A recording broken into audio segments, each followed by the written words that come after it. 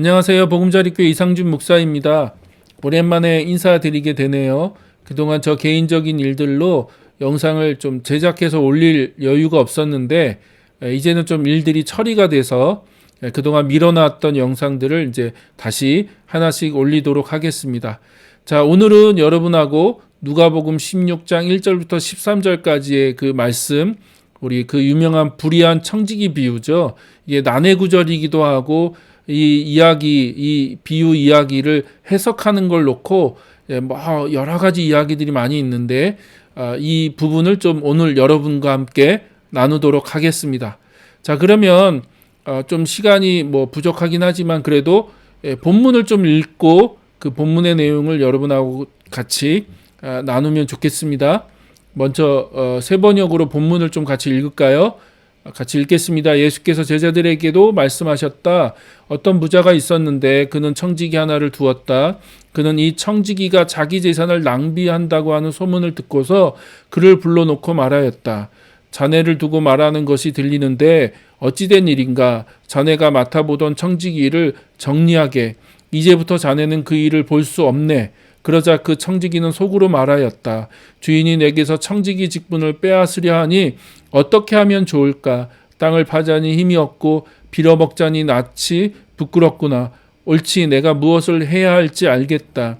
내가 청지기의 자리에서 떨려날 때에 사람들이 나를 자기네 집으로 맞아들이도록 조치해 놓아야지.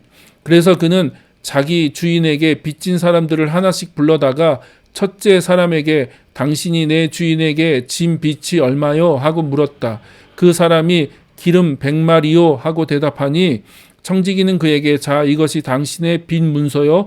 어서 앉아서 50마리라고 적으시오. 하고 말하였다. 그리고 다른 사람에게 묻기를 당신의 빚은 얼마요? 하고 하였다. 그 사람이 밀 100섬이요? 하고 대답하니 청지기가 그에게 말하기를 자, 이것이 당신의 빈 문서요. 받아서 80섬이라고 적으시오 하였다. 주인은 그 불의한 청지기를 칭찬하였다. 그가 슬기롭게 대처하였기 때문이다. 이 세상의 자녀들이 자기네끼리 거래하는 데는 빛의 자녀들보다 더 슬기롭다. 그러므로 내가 너희에게 말한다. 불의한 재물로 친구를 사귀어라. 그래서 그 재물이 없어질 때 그들이 너희를 영원한 처소로 맞아들이게 하여라. 지극히 작은 일에 충실한 사람은 큰 일에도 충실하고 지극히 작은 일에 불의한 사람은 큰 일에도 불의하다. 너희가 불의한 재물에 충실하지 못하면서 누가 너희에게 참된 것을 맡기겠느냐. 또 너희가 남의 것에 충실하지 못하였으면 누가 너희에게 너희 몫인들 내주겠느냐. 한 종이 두 주인을 섬기지 못한다. 그가 한쪽을 미워하고 다른 쪽을 사랑하거나 한쪽을 떠받들고 다른 쪽을 업신여길 것이다. 너희는 하나님과 재물을 함께 섬길 수 없다. 아멘. 자, 그러면 우리가 이 내용을 좀 살펴보기 전에 한 가지를 좀 확인했으면 좋겠는데요. 이 이야기가 비유잖아요. 비유. 우리가 이제 보통 비유를 어떻게 이제 우리가 이해하느냐 하면 어떤 사물이나 현상을 그와 비슷한 다른 사물이나 현상에 빗대어서 표현하는 거죠. 그러니까 어떤 현상들, 어떤 그 이야기를 혹은 어떤 그 현상을 다른 어떤 현상, 다른 이야기 혹은 다른 어떤 사물에 빗대어서 그것을 표현하는 거죠. 근데 우리가 그 비유, 성경에 이제 특히 복음서에 예수님이 비유를 자주 사용하셨는데 이 비유 해석에서 가장 중요한 원칙들이 있어요.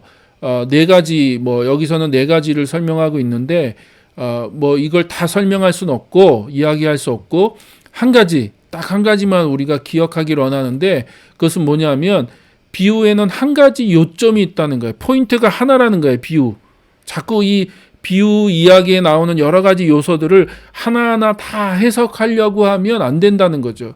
우리가 그걸 이제 그 성경 해석학에서는 알레고리라고 얘기하죠. 풍유, 알레고리 해석인데 사실 이 알레고리 해석이 아주 오래전부터 있었고 그다음에 최근에는 이단들이 이 예수님의 비유를 알레고리적으로 해석을 합니다. 그래서 자꾸 이제 문제가 생기는데 이 비유는요. 요점이 딱 하나가 있어요.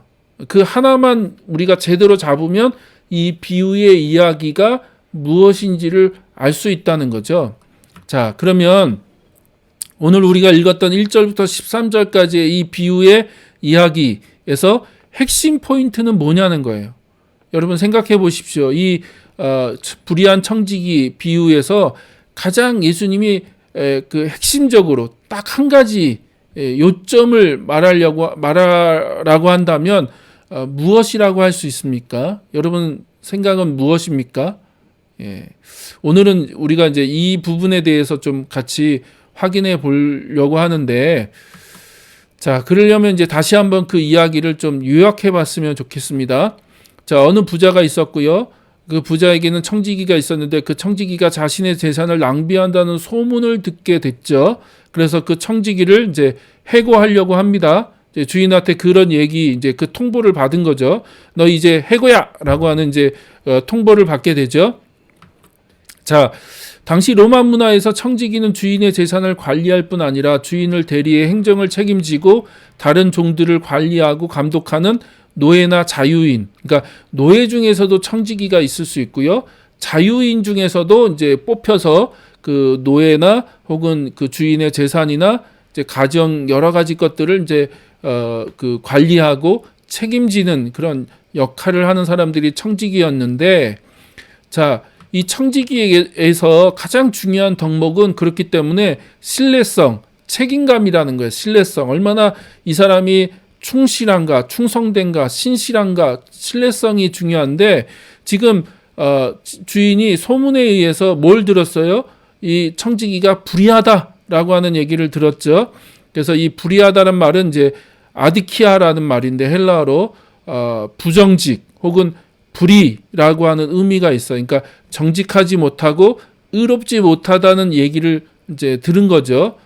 그리고 이제 이것이 이 청지기에 있어서는 굉장히 중요한 덕목이기 때문에 한번 이렇게 해고가 되면 다른 집에 가서 청지기 역할을 할 수가 없는 거예요. 소문이 금방 나 있기 때문에 이 사람은 정직하지 않아, 이 사람은 의롭지 않아 라고 하는 그 평판이 나 있으면 다시 직장을 구하기가 어려워지는 거죠.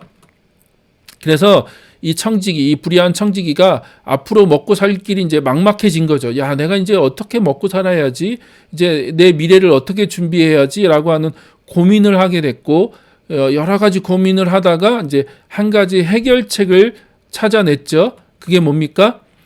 주인의 채무자들을 불러서 그 빚 문서를 조작해 주는 거죠. 그들의 빚 문서를 조작해 주는 건데, 오늘 본문에는 대표적인 두 가지 사건, 두 사람이 등장하고 두 개의 사건이 등장하죠. 어떤 겁니까?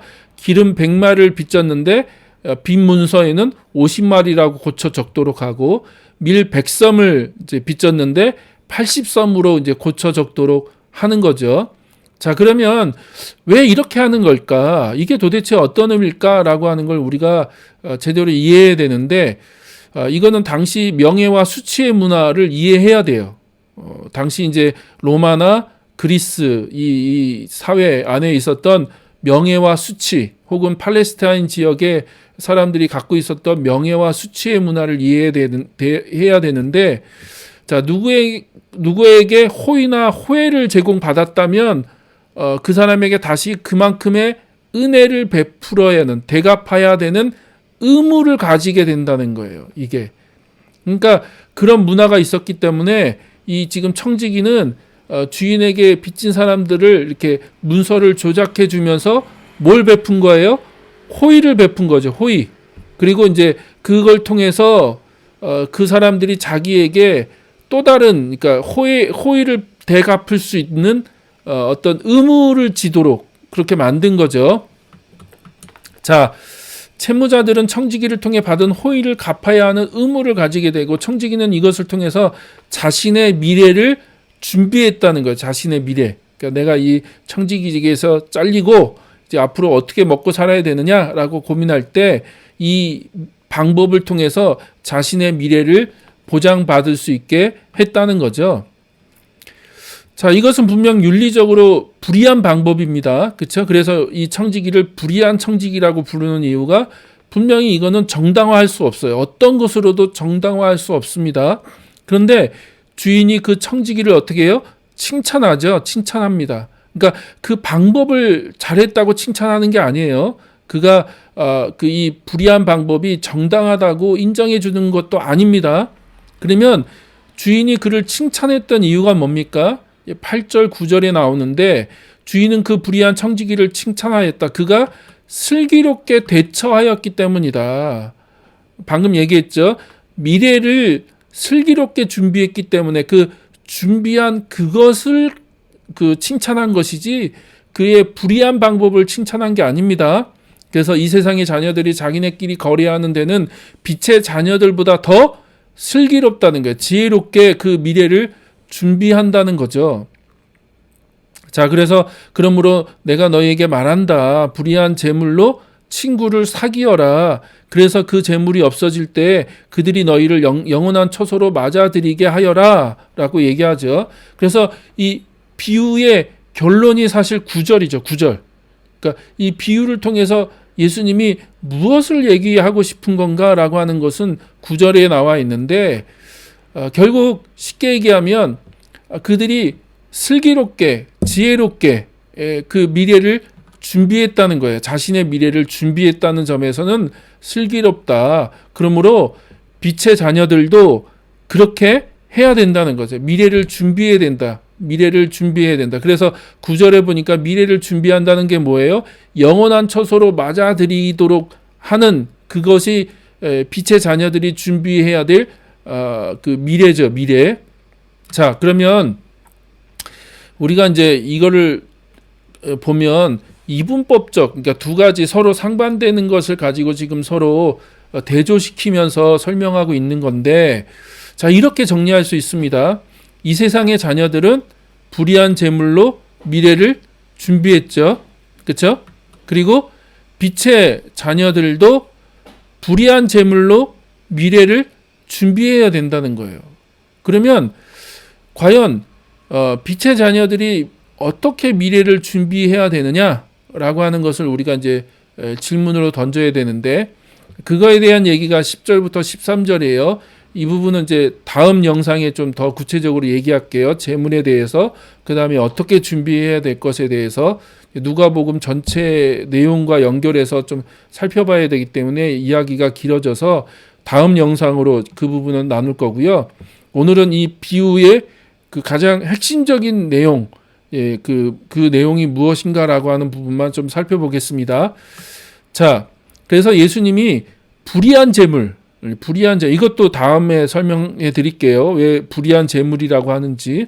자, 불의한 재물로 영원한 처소, 이제 그 헬라어로 보면 텐트, 장막을 얘기하는 건데 영원한 처소로 인도할 친구를 만들어라라고 얘기하고 있는 거죠. 자, 그러면 이게 이제 예수님이 이 비유를 통해서 우리에게 던지시는 이제 그 핵심 메시지인데 이렇게 정리할 수 있습니다. 그러니까 이분법, 두 가지 상반되는 것을 가지고 서로 대조시키면서 얘기하고 있는데, 자, 이 세상의 자녀들이 있죠. 그렇죠? 이 세상의 자녀들. 그들은 유한한 존재죠. 유한한 존재. 육체를 가지고 살아가는 이 세상의 자녀들. 그리고 그 유한한 이 세상의 자녀들이 그 유한한 재물, 그렇죠? 재물은 영원한 것이 아니잖아요. 영원하지 않습니다. 유한한 재물을 가지고 자신의 미래를 준비하는데 사실 그 미래라는 것도 유한한 거죠. 유한한 거. 영원한 미래가 아니라 이 세상에서 살아가는 자기들의 그 삶의 앞날, 그 미래를 준비하는 것이기 때문에 유한한 것이죠. 그러면 이 세상의 자녀들도 그렇게 살아가는데 그럼 빛의 자녀들은 어떻게 살아야 되느냐? 자, 이들은 영원한 하나님의 왕국의 자녀들, 왕국의 백성이죠. 하나님 나라, 하나님 왕국의 자녀들이잖아요. 영원한 하나님 왕국의 자녀들. 그래서 유한한 것이 아니라 영원한 겁니다. 그러나 물론 같은 이제 육체를 가지고 있고 이 땅, 유한한 이 땅에서 살아간다는 면에선 동일하죠. 그러나 우리는 예수 그리스도를 통해서 어떻게 해요? 영원한 하나님 나라를 상속받을 자들이기 때문에 빛의 자녀들은 삶의 방향, 목적 자체가 다른 거죠. 그럼 그들은 어떻게 살아야 되느냐? 이 땅에서. 자, 유한한 그 재물을 가지고 똑같습니다.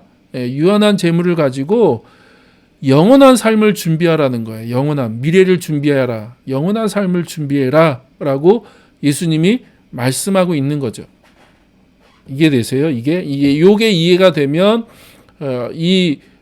불의한 청지기 비유가 이해가 됩니다. 다른 거는 다 곁길로 빠지는 거예요. 그러니까 비유는 원 포인트, 그러니까 하나의 포인트, 핵심이 하나예요. 그래서 예수님이 이거를 얘기하고 싶은 겁니다. 그래서 빛의 자녀들도 이 땅에서 지혜롭게 살아라, 슬기롭게. 그러면 하나님의 자녀들, 빛의 자녀들이 슬기롭게 산다는 건 뭐냐? 유한한 재물을 가지고 이 세상의 자녀들은 유한한 미래에다가 투자하지만 우리는 어떻게 해요? 예, 영원한 미래에다가 투자하는 삶을 살아야 된다는 거죠. 자, 그것이 이제 10절에서 13절 이제 재물에 대한 이야기인데 다시 한번 얘기 드립니다. 이거는 이제 다음 영상에 소개해 드릴게요. 설명해 드릴 겁니다. 그래서 어떻게 이제 이게 재물의 이야기와 연결이 되는지, 그리고 우리가 이거를 누가복음 전체의 그 이야기의 흐름과 맥락에서 어떻게 이해해야 되는지를 다음 영상에서 더 자세하게 살펴보도록 하겠습니다. 그래서 여러분은 이 비유가 유한한 재물을 가지고 영원한 하나님의 자녀들이 영원한 미래를 어떻게 준비하면서 살아야 되는가라고 하는 것에 대한 예수님의 메시지가 이 불의한 청지기 비유의 핵심이다. 그냥 다른 거에 괜히 현혹되지 마십시오. 불의한 재물로 가지고 친구를 사귀어라 그러면서 이제 정직하지 못한 방법으로 어떻게 그 재물을 사용해야 되는지 그런 얘기를 하려고 하는 게 아닙니다. 그런 얘기는 다 이제 다른 얘기고요. 진짜 예수님이 하시려고 하는 이 비유의 핵심 포인트는 영원한 하나님 나라, 하나님 왕국의 자녀들, 그 백성들, 빛의 자녀들이 이 땅에 있는 것들은 다 유한한 거잖아요. 그렇죠? 유한한 거. 우리가 다음 주에도 얘기하겠지만 재물, 그걸 만문이라고 하는데 만문이 영원할 것 같지만 유한한 겁니다. 이따가 사라질 거예요. 그러면 그걸 가지고 우리가 미래를 준비하는 삶이 어떤 삶이어야 되는가라고 하는 것을 여러분이 분명하게 그 가치와 그 기준을 아셔야죠. 그래야지 이 땅에서 우리가 재물을 어떻게 써야 되고 그 재물을 어디다가 사용해야 되고 어떻게 사용하는 것이 지혜로운 삶인지를 알 수 있잖아요. 그래서 그 부분은 다음 영상에서 더 자세하게 소개하도록 하겠습니다. 그러면 다음 영상에 또 뵙도록 하겠습니다. 감사합니다. 마치도록 할게요. 감사합니다.